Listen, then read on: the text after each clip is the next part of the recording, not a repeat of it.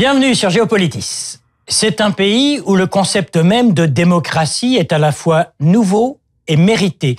Nouveau parce que pour la première fois, on va y organiser des élections a priori libres, et mérité car rarement un peuple se sera autant battu pour ce droit démocratique fondamental. Ce pays de 52 millions d'habitants, c'est la Birmanie. Une Birmanie que les militaires au pouvoir pendant des décennies avaient rebaptisée le Myanmar. C'était en 1898, le célèbre Rudyard Kipling écrivait ses Lettres de l'Est et il décrivait ainsi le territoire qu'il avait découvert. Telle est la Birmanie où rien n'est pareil à ce qui se produit ailleurs. Longtemps, si longtemps, le pays a été maintenu isolé de ses voisins, isolé de la modernité et donc de toute liberté démocratique. En ce début du mois de novembre, les Birmans vont élire leurs représentants au Parlement. Un Parlement dont un quart des sièges restera tout de même réservé aux candidats des militaires. Alors, s'agit-il d'une démocratie nouvelle mais sous surveillance? C'est le thème de cette édition de Géopolitis. Étonnante nation que cette Birmanie qui ne compte pas moins de 135 minorités ethniques, dont certaines sont toujours et encore en lutte armée contre le pouvoir central. Pouvoir central qui, lui, siège dans la nouvelle capitale voulue par les militaires, Naypyidaw, cette ville créée ex nihilo, où l'on a transféré de force les ministères, les administrations et, ils n'ont pas eu le choix, tous les fonctionnaires qui vont avec. L'ancienne capitale, on le sait, c'est Rangoon. Situé le long de l'océan Indien, le pays cohabite avec 5 voisins. Au nord-ouest, c'est le Bangladesh, puis l'Inde, à l'est, la Chine et le Laos. Enfin, au sud-est et tout au sud, c'est la Thaïlande. La Birmanie, c'est aussi 7 régions et 7 États dont certains, on l'a dit, sont plutôt rebelles face au pouvoir. C'est le cas des pays Kachin ou Shan, entre autres. Mais la Birmanie, en tout cas aux yeux des Occidentaux, c'est surtout un visage, une personne, un nom, celui de Aung San Suu Kyi, figure emblématique de l'opposition à la dictature militaire, prix Nobel de la paix, dirigeante de la Ligue nationale pour la démocratie, son parti, qui devrait normalement sortir grand vainqueur de ses premières élections démocratiques en près de 30 ans. Mais, car il y a un mais, même si elle arrive largement en tête du scrutin, elle ne pourra prétendre au poste de présidente du pays lors de l'élection qui suivra, car elle a été mariée avec un étranger. Ainsi le veut la Constitution, héritée du temps de la junte, comme quoi, derrière le rideau démocratique, quelques militaires veillent encore et toujours sur le destin de la République de l'Union du Myanmar.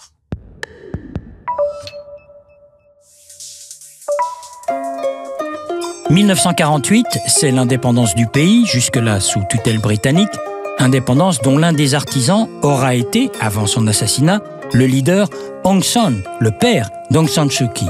En 1962, c'est le coup d'État des militaires, dont la figure la plus connue est le général Ne Win, qui jette des milliers d'opposants en prison. 1974, le pays se dote d'une nouvelle constitution qui ne fait que conforter l'emprise des militaires. 1988, on assiste aux premières manifestations étudiantes, soutenues par les moines et les travailleurs, 3000 morts au moins, et, face à l'indignation mondiale, en 1990, ce sont les premières élections avec la victoire de la Ligue nationale pour la démocratie. Le parti d'Aung San Suu Kyi remporte 80% des sièges, mais les militaires refusent de céder le pouvoir et emprisonnent tous les leaders de l'opposition. 1991, c'est l'attribution du prix Nobel de la paix, puis une longue période de silence, de souffrance, jusqu'à la révolution dite du safran en 2007. 3 ans plus tard, Aung San Suu Kyi recouvre une forme de liberté, mais boycotte les élections remportées de fait par le parti politique au service des militaires. Il faut attendre mars 2011 pour que la junte cède officiellement le pouvoir à un gouvernement civil dont les ministres sont tous d'anciens militaires, et c'est un général Thein Sein qui devient le président du pays. Quelle que soit l'issue du scrutin, l'armée va conserver son influence sur la vie politique en s'attribuant d'office 25% des sièges au Parlement. Par ailleurs, il règne un chaos certain dans le pays en ce qui concerne les listes électorales, car ces listes numériques sont établies à partir de fichiers administratifs, papier, complètement dépassés et notoirement erronés. Aung San Suu Kyi et ses militants, parfois accompagnés de grandes stars mondiales comme ici Angelina Jolie, ont parcouru tout le pays pour s'assurer que tous les électeurs seraient correctement inscrits et libres d'aller voter.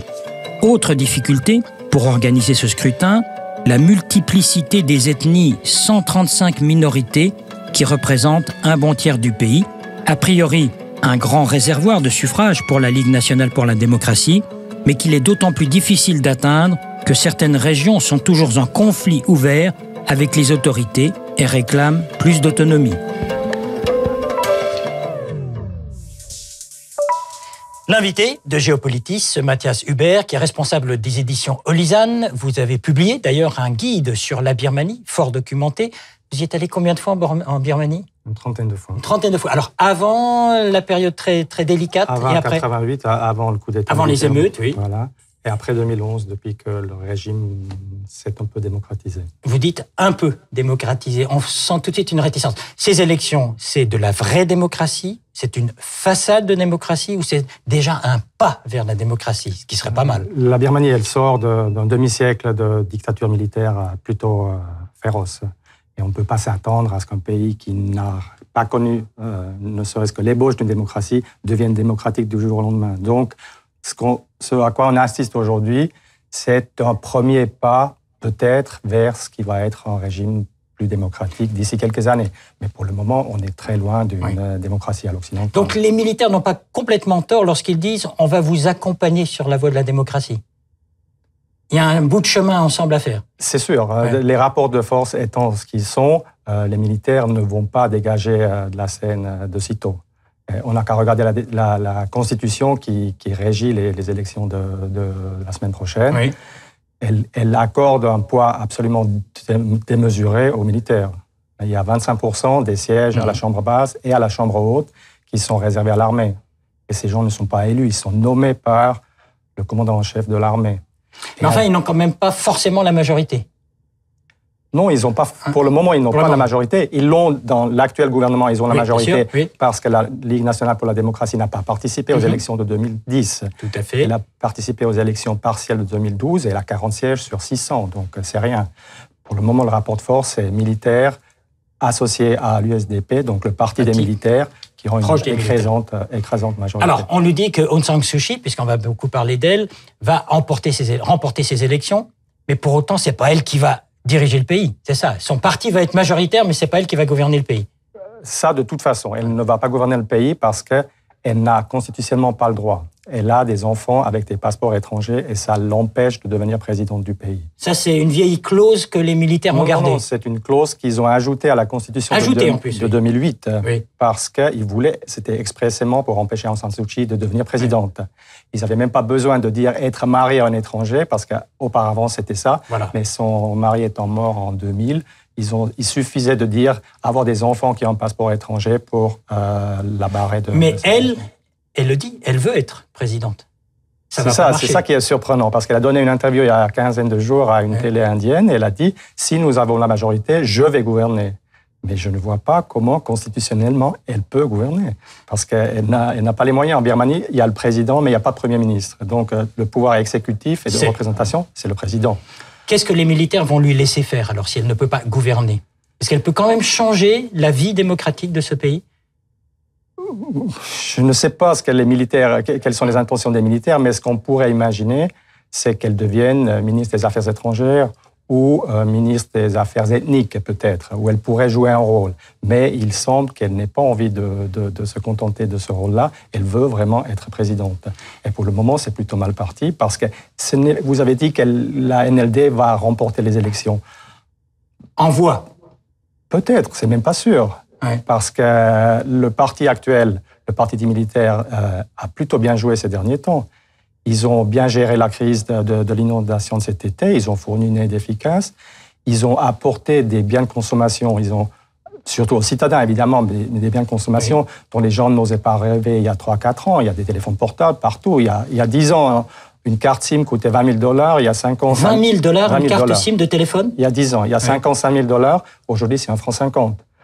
Il y a des voitures qui avant coûtaient 40 000 francs, une voiture d'occasion. Aujourd'hui, ils importent de Chine des voitures à 6 000 à 7 000 francs, des motos pour 300 francs. Donc, ils ont amélioré la vie quotidienne d'un certain nombre de personnes. Alors vous qui allez souvent en Birmanie, vous l'avez dit au début de cette interview, les Birmans auraient tendance à faire confiance à ces militaires qui, comme vous venez de le dire, quand même améliorent la vie au quotidien? Une partie, certainement, parce que... c'est déjà un beau progrès. Je ne sais pas si c'est un progrès de faire confiance à des militaires. Non, mais c'est ce que les militaires apportent à la population. Ils ont incontestablement amélioré la vie d'une partie de la population. Je ne parle pas des paysans à la campagne. Voilà. Pour eux, rien n'a changé. Mais les citadins, ils profitent, une partie des citadins profitent de l'engouement économique qui se produit dans le pays. C'est un des pays qui a la plus forte croissance économique ces dernières années. C'est 5 ou 6e l'année dernière. Donc, il y a une amélioration du niveau de vie, mais ça ne touche qu'une faible partie de la population. Quelle serait l'erreur que pourrait faire Aung San Suu Kyi qui ensuite engendrerait peut-être un retour ou une mainmise des militaires sur la ville? L'erreur, c'est de vouloir aller trop vite. S'imposer comme présidente ou imposer... Elle s'était associée avec un ancien général, avec Tura Chöiman, qui est un ancien général, qui était le président du parti des militaires et qui est toujours le président de la Chambre basse. Il a été dégagé de la présidence du parti dans un coup d'État. Au mois d'août, l'armée, la police ont encerclé le siège du parti. C'était un avertissement sans frais. C'est un avertissement sans frais, mais on constate qu'il y a des tendances divergentes à l'intérieur même de l'armée. Et on n'est pas sûr ce qui va se passer si Chöiman va remporter son siège. Le gouvernement a tout fait pour l'empêcher de gagner son siège. Mais il est toujours là. Il est toujours là et il se débat. Et il a l'appui des cronies. Les cronies, c'est quoi les cronies? Les cronies, c'est les hommes d'affaires associés à des militaires. Et il a fait construire dans sa circonscription, il a fait construire un hôpital pour 2 millions de dollars, ce qui n'est pas rien. Donc, il peut dire aux gens, regardez, moi, j'ai derrière moi des gens qui peuvent améliorer vos conditions de vie, donc faites-moi confiance. Et il y a une partie de la population qui va vouloir soutenir des militaires modérés, j'ai l'impression. C'est ça. En un mot, une vraie démocratie, d'abord, ça s'apprend, et c'est pas pour tout de suite en Birmanie, non, pour dans quelques années. Il faudra plusieurs législatures, probablement. Il va falloir changer la Constitution, diminuer l'importance et le poids de l'armée dans la vie politique. Et après, il va falloir faire des réformes. Il faut se mettre d'accord avec les ethnies minoritaires. Il faut combattre aussi les bouddhistes extrémistes. Il n'y a pas que des extrémistes musulmans, il y a aussi des extrémistes bouddhistes qui sont une nuisance en Birmanie et qui ont une forte... l'écoute aussi des militaires, en partie probablement manipulée par ceux-ci, mais c'est un danger pour la société birmane. Alors on va donner encore quelques années d'espoir pour la Birmanie. Merci Mathias Hubert, je rappelle que vous êtes responsable des éditions Olisan et entre autres guides, vous avez publié ce guide sur la Birmanie. Merci à vous. Merci.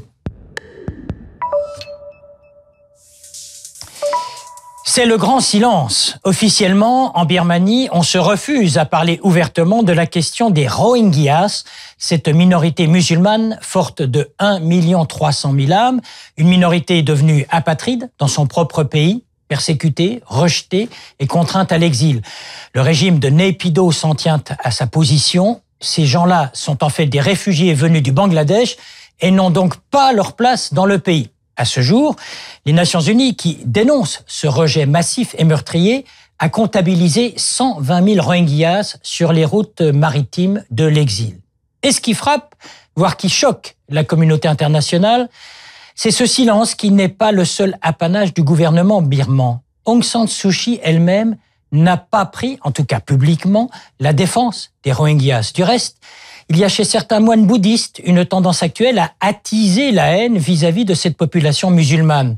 Ce sont ces mêmes bouddhistes nationalistes qui critiquent les Nations Unies pour avoir osé parler ouvertement de ce dossier des Rohingyas.